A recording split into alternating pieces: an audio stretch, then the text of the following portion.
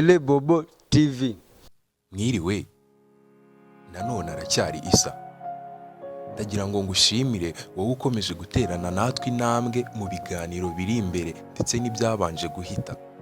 Ijambo ry'uyu munsi riragira riti: komeza ujye imbere ariko ntuzibagirwe ibyo wanyuzemo, yewe naho wagiye hatandukanye uzahazirikane utazongera kuhanyura.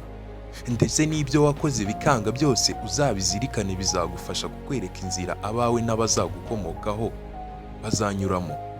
Komeza ujye imbere nubwo utazi ingano y'urugendo urimo, ariko menya yuko rurimo ruragabanuka. Komera ukomeze, ibyiza biri. Ndashaka kongera nkakumenyesha yuko ibyo uri gukora uyu mwanya, ibyo uri kubiba uyu mwanya, ejo n'ejo bundi ari we bifitiye agaciro. Niba uri gukora nabi, inyungu zizaba inabi.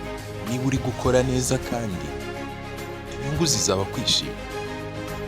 Ese ninde utakwishimira kuba heza, kugira umuryango mwiza, abana biga mu bigo bihenze, kugendera mu modoka, yewe yabona n'iyo ndege akayigenderamo?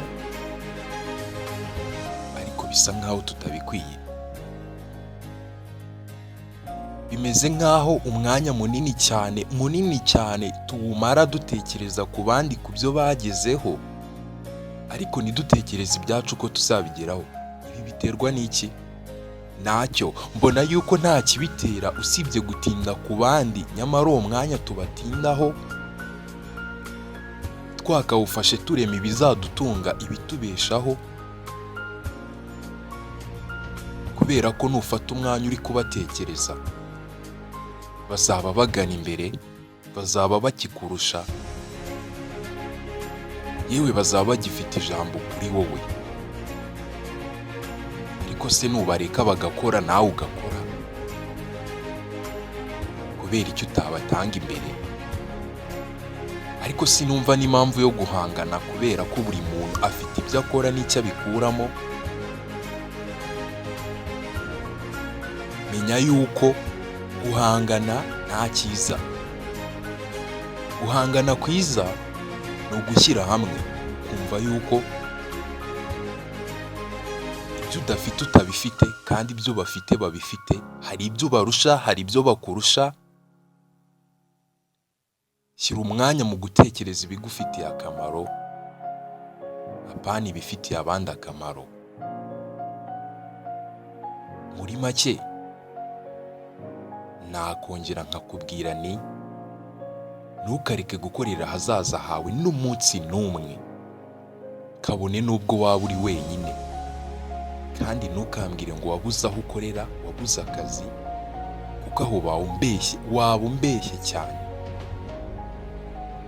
Kuko bamwe mu bakunda gukora usanga bafite akazi kenshi, ye kababanye kenshi cyane ku rwego ntarengwa. Nutangira kubura ibyo ukora, uzamenya yuko tayari ubunebwe bwakwinjiye, bwagutashye umubiri wose.